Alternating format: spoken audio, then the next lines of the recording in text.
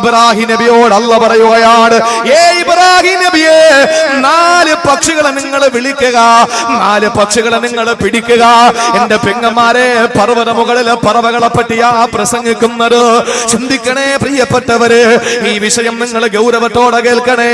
അല്ലാഹു ഇബ്രാഹിം നബിയോട് പറയുന്നു, ഇബ്രാഹിം നബിയേ, ഫഖുദ് അർബഅതൻ മിന ത്വയ്രി ഫസുർഹുന്ന ഇലൈക. 4 പക്ഷികളെ നിങ്ങൾ വിളിക്കുമോ? ആ പക്ഷികളെ നിങ്ങളുമായിട്ടൊന്ന് ഇണങ്ങിച്ചേരട്ടെ.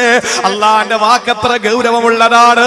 ആ 4 പക്ഷികളെ നിങ്ങളുമായിട്ട് മാനസിക അടുപ്പം വരട്ടെ, നിങ്ങളുമായിട്ടൊന്ന് ഇഴകിച്ചേരട്ടെ, ഒന്ന് ഇണങ്ങിച്ചേരട്ടെ. എന്നിട്ട് നിങ്ങളില്ലാതെ ആ പക്ഷികളൊക്കെ ഇരിക്കാൻ കഴിയൂല. നിങ്ങളുടെ തലവട്ടം കാണാതെ പക്ഷികളെ ഭക്ഷണം കഴിക്കൂല. നിങ്ങളുടെ വിളി കേൾക്കുമ്പോ പക്ഷികളെ തലപൊക്കി നോക്കുന്നു. അത്ര നിങ്ങളുമായിട്ട് ആ പക്ഷികളൊന്ന് ഇടകലരട്ടെ, അപ്പുറ സ്നേഹത്തിലാകട്ടെ. അങ്ങനെ ഇരിക്കുന്ന സമയത്ത് അല്ലാഹു പറയുന്നു, ഇബ്രാഹിം നബിയെ, ഒരു ദിവസം 4 പക്ഷികളെയും നിങ്ങൾ അറുക്കണേ. എന്നിട്ട് അതിന്റെ മാംസമെല്ലാം കൂടി ഒരുമിച്ച് കൂട്ടണേ. എന്നിട്ട് അല്ലാഹു ഖുർആനിലൂടെ മുഹമ്മദ് നബിയോട് പറയുകയാണ്, ഇബ്രാഹിം നബിയോട് ഞാൻ പറഞ്ഞു, അല്ലാഹു പറയുകയാണ്, ആ പക്ഷികളുടെ ആ പക്ഷികളുടെ ശരീരം എല്ലാം കൂടെ മാംസം ഒരുമിച്ച് കൂട്ടിയിട്ട് ആ പക്ഷികളുടെ ശരീരഭാഗങ്ങള്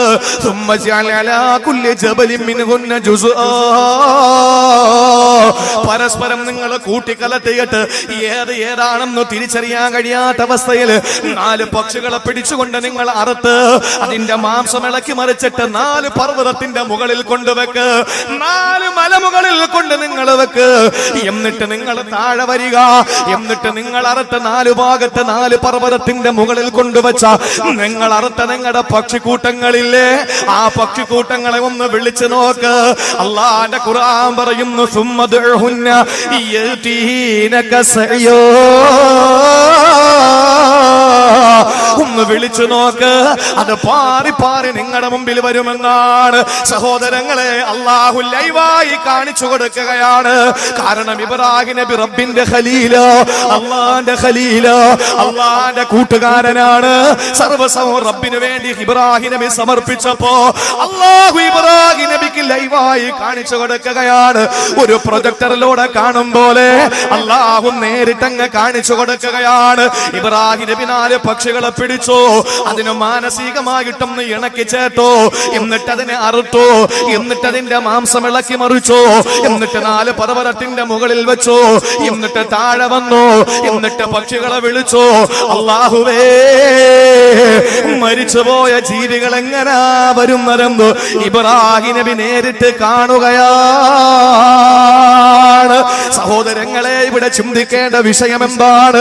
അല്ലാഹുവിന്റെ പരിശുദ്ധമായ ഖുർആൻ ഇബ്രാഹിം നബിയോട് പറഞ്ഞതെന്താണ്? ഇബ്രാഹിം നബിയോട് പറഞ്ഞ കാര്യം ഖുർആൻ നമ്മളോട് പറഞ്ഞത്.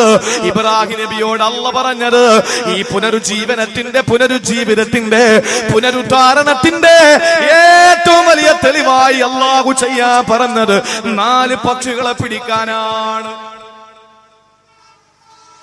4 പക്ഷികളെ പിടിച്ചാലും മാത്രം പോരാ, മറിച്ച് ആ പക്ഷികളെ നിങ്ങളൊന്ന് ശ്രദ്ധിക്കുമോ? ആദ്യമായിട്ട് അല്ലാഹു പറഞ്ഞത് 4 പക്ഷികളെ പിടിച്ചിട്ട് നിങ്ങൾ അറുക്കാനല്ല.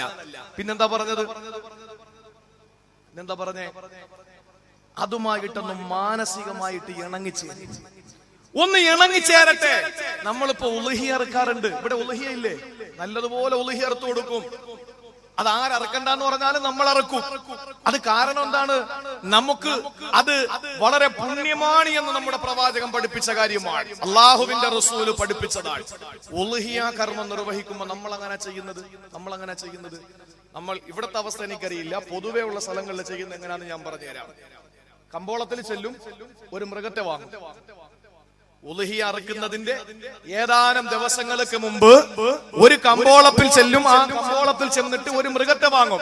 ആ മൃഗത്തെ വാങ്ങിയിട്ട് കൊണ്ടുവന്ന് പെരുന്നാൾ ദിവസത്തിന്റെ പകലിൽ അങ്ങ് അറുക്കും. നമുക്കെന്ത് വേദന അത് അറുത്ത് കൊടുക്കുമ്പോ, നമുക്കെന്ത് സങ്കടം അല്ലേ? അറുത്ത് കൊടുത്തിട്ട് ഒരു 1/2 കിലോ അല്ലെങ്കിൽ 2 കിലോ ആർക്കെങ്കിലും ഹദിയ കൊടുക്കും. ഇവിടത്തെ കാര്യമല്ല, പൊതുവെ ഞാൻ പറയാൻ. എന്നിട്ട് ബാക്കി എല്ലാം കൂടെ കൊണ്ടൊന്ന് ഫ്രിഡ്ജിനകത്ത് തള്ളി കയറ്റി വെക്കും. കാരണം എന്താ? ഞാൻ ഉളുഹിയ കൊടുത്തു എന്ന് പറയാൻ വേണ്ടിയിട്ട്. ഇപ്പോഴും ഈ വലിയ പെരുന്നാളിന് കിട്ടിയ ഉളുഹിയയുടെ ഷെയർ ഇറച്ചി തീരാത്ത വീടുകൾ ഇപ്പോഴും ഉണ്ട്. ഈ ഏതാനും നാളുകൾക്ക് മുമ്പ് ഒരു വീട്ടിൽ ചെന്നപ്പോൾ ഇറച്ചി കൊണ്ടുവച്ചു, പൊരിച്ച ഇറച്ചി, ബീഫ് പൊരിച്ചിട്ട് കൊണ്ടുവച്ചു, ഫ്രൈ. ഞാൻ പറഞ്ഞു ഞാൻ കഴിക്കാറില്ല, ഞാനിപ്പോ കുറച്ചേ കഴിക്കൂ.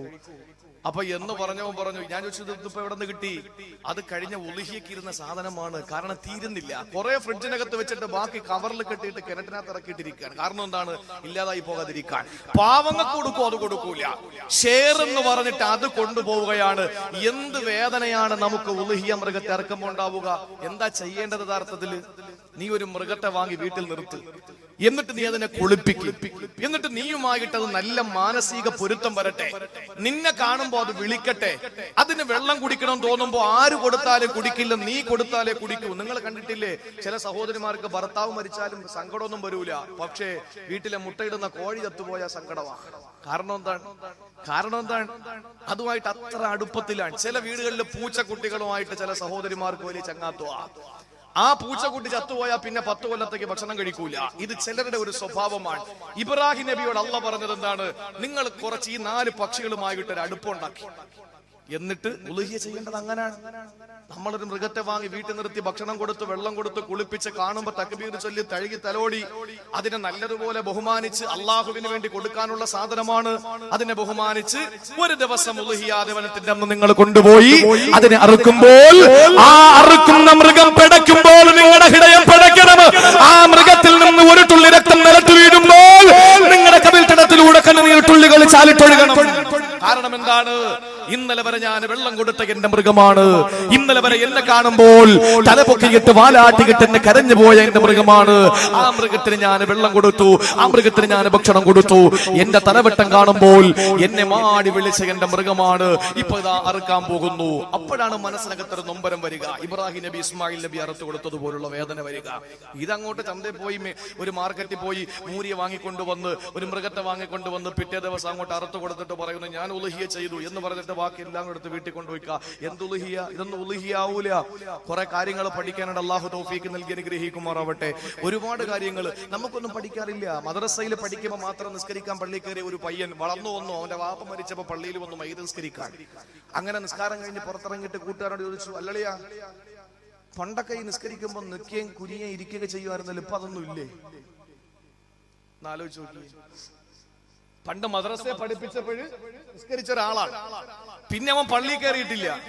പിന്നെ അവൻ കയറുന്നത് വാപ്പാടെ മയ്യത്ത് കൊണ്ട് വെച്ചപ്പോഴാണ്. അവിടെ കയറി പുറത്തു നിന്നു, പുറകിൽ നിന്ന് കൈകെട്ടി ഇമാമ നിസ്കരിച്ചു. ആരാ നിൽക്കുന്നത്? നിങ്ങളങ്ങ് നിന്നാ മതി, ഞാൻ പഠിച്ചിട്ടൊന്നുമില്ല. ഇമാമ നിസ്കരിച്ചു.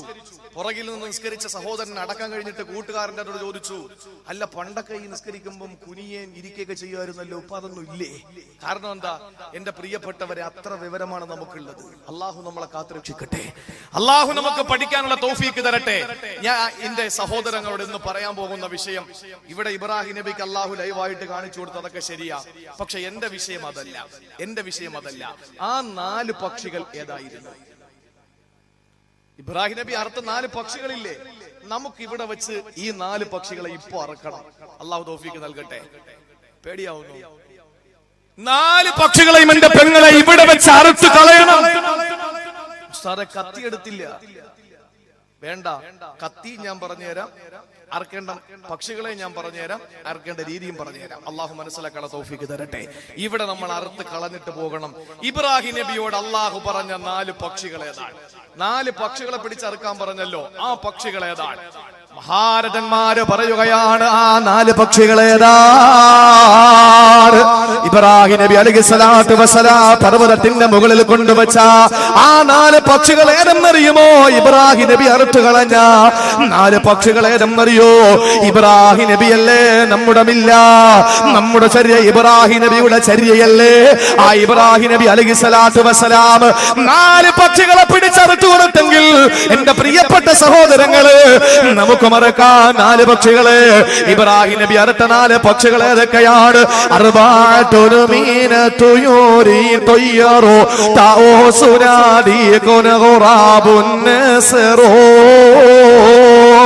അർബഅതുൻ മീനതുയൂരി തയ്യറു തൗസുനാദി കുൻ ഗുറാബുൻ നസറു കിബ്റുൻ വശഹവാതുൻ വഹിർസുൻ വൽ ഉജബ് ഫഹാദിഹി അഖ്ലാഖു അസ്ഹാബിൽ കദീബ്.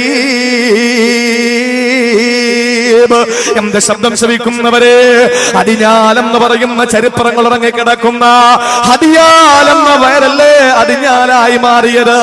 ഹദിയാലെന്ന പേരല്ലേ പിന്നീട് ലോപിച്ച് അടിഞ്ഞാലായി മാറിയത്? ചരിത്രങ്ങൾ ഉറങ്ങിക്കിടക്കുന്ന നാടെന്ന് പറയാ. ചില നാടുകളെ പറ്റി നമ്മൾ പറയുമ്പോൾ അത് വാക്കിന്റെ മനോഹാരിതയ്ക്ക് പറയുന്നതാണെങ്കിൽ കാസർഗോഡ് ജില്ലയിലെ അടിഞ്ഞാലെന്ന ഈ പ്രദേശത്ത് ചരിത്രങ്ങൾ ഉറങ്ങിക്കിടക്കുന്നു എന്ന് പറയുമ്പോ സഹോദരങ്ങളെ, അന്വർത്ഥമാണ്, അത് യാഥാർത്ഥ്യമാണ്, അത് റിയലാണ്, അത് സത്യമാണ്, അത് ഹക്കാണ്. ഇവിടെ ചരിത്രങ്ങൾ ഇറങ്ങിക്കിടക്കുകയാണ്. നിങ്ങൾക്കറിയുമല്ലോ, ചരിത്രങ്ങൾ ഇറങ്ങിക്കിടക്കുന്ന അടിഞ്ഞാലെന്ന പ്രദേശത്താണ് ഞാൻ നിങ്ങളോട് പ്രസംഗിക്കുന്നത്. പ്രിയപ്പെട്ടവരെ, 4 പക്ഷികൾ ഏതെന്നറിയുമോ? 4 പക്ഷികൾ ഏതെന്നറിയോ? അർബഅതുൻ മീനതുയൂരി തയ്യറു തൗസുനാദി കുൻ ഗുറാബുൻ നസറു. 4 പക്ഷികളെയാണ് ഇബ്രാഹിം നബി അറുത്തു കൊടുത്തത്. ഏത് പക്ഷികളെന്നറിയോ? ഒന്ന് താഊസ്, അത് മയിലാണ്. മയിലിനെയാണ് ഇബ്രാഹിം നബി അറുത്തത്. മറക്കല്ലേ. രണ്ടാമത്തതോ ദീക്കുന്, കോഴിയാണ്. മൂന്നാമത്തത് ഖുറാബുന്, കാക്കയാണ്. നാലാമത്തെ നസറുന്, പരുന്താണ്. ഈ 4 പക്ഷിയാണ് ഇബ്രാഹിം നബി അറുത്തു കൊടുത്തത്. ഉലമാക്കള് പഠിപ്പിക്കുകയാണ്, അള്ളാഹുവിന്റെ പരിശുദ്ധമായ ദീനിനെ അതിന്റെ വരികൾക്കിടയിലൂടെ സഞ്ചരിച്ചു പോയ നിപുണന്മാരായ ഇൽമിന്റെ വിഷയത്തിൽ നൈപുണ്യം നേടിയ പാണ്ഡിത്യത്തിന്റെ ഏറ്റവും വലിയ പരമോന്നതി കീഴടക്കിയ പണ്ഡിത മഹത്വങ്ങള് പറയുകയാണ്, ഈ 4 ജീവികള് ഇബ്രാഹിം നബി അറുത്തു കൊടുത്തെങ്കിൽ ഇബ്രാഹിം നബിയുടെ ഈ 4 പക്ഷികളുടെ സ്വഭാവം അവിടത്തെ അനുയായികളായ ഇന്നത്തെ മനുഷ്യന്റെ മനസ്സിനകത്തുണ്ട്. ഈ 4 പക്ഷികളുടെ സ്വഭാവം ഇന്ന് നമ്മുടെ മനസ്സിനകത്തുണ്ട്. അതുകൊണ്ട് അതിനാല് ഒരുമിച്ച് കൂടിയ, കാഞ്ഞങ്ങാട് ഒരുമിച്ച് കൂടിയ എന്റെ പ്രിയപ്പെട്ട സഹോദരങ്ങളോട് പറയുകയാണ്, ഇവിടെ വെച്ച് അറുത്ത് കളഞ്ഞൂടെ 4 പക്ഷികളുടെ സ്വഭാവത്തെ? ഏതൊക്കെയാണ്? ഒന്ന് മയിലാണ്, രണ്ടാമത് കോഴിയാണ്, മൂന്നാമത് കാക്കയാണ്, നാലാമത് പരുന്താണ്. മറക്കല്ലേ, ഞാൻ ഓരോന്ന് കഴിയുമ്പോൾ ചോദിക്കും ഏതാണ് അടുത്ത പക്ഷിയെന്ന്. മറക്കാതെ കേട്ടിരിക്കണേ. ഒന്ന് മയിലാണ്, 2 കോഴിയാണ്, മൂന്നാമത്തത് കാക്കയാണ്, നാലാമത്തത് പരുന്താണ്. ഈ 4 പക്ഷികളുടെയും സ്വഭാവം നമ്മുടെ ജീവിതത്തിൽ ഉണ്ടെന്നാണ് ഹൃദയത്തിന്റെ ഉള്ളറകളിൽ അന്തർലീനമായി കിടക്കുകയാണ് 4 പക്ഷികളുടെ സ്വഭാവം എന്ന് പഠിപ്പിച്ചത് മഹാരഥന്മാരാണ്. പ്രിയപ്പെട്ടവരെ, ഏതൊക്കെയാണ് സ്വഭാവം എന്നറിയോ? കിബ്റുൻ വശഹവാതുൻ വഹിർസുൻ വൽ ഉജബ് ഫഹാദിഹി അഖ്ലാഖു അസ്ഹാബിൽ കദീബ്. 4 സ്വഭാവങ്ങൾ നമ്മളിൽ അന്തർലീനമാണ്. എന്റെ പെങ്ങളെ, 4 സ്വഭാവം നമ്മളിൽ ഉണ്ടെങ്കിൽ ഇവിടെ വെച്ച് അറുത്തുകളയണേ ചെറുപ്പക്കാരികളെ, അറുത്തുകളയണേ ചെറുപ്പക്കാരാ. ഏതാണ് 4 ജീവികളെന്നറിയോ? ഓരോന്ന് വിശദീകരിക്കാൻ സമയക്കുറവ് കൊണ്ട് സമയം ഭയപ്പെട്ടുകൊണ്ട് ഞാൻ ചുരുക്കുകയാണ്. ഒന്നാമത്തെ ഉലമാക്കള് പറയുന്നു, അൽ കിബ്റു, അഹങ്കാരമാണ്. കിബ്റു താഊസ്,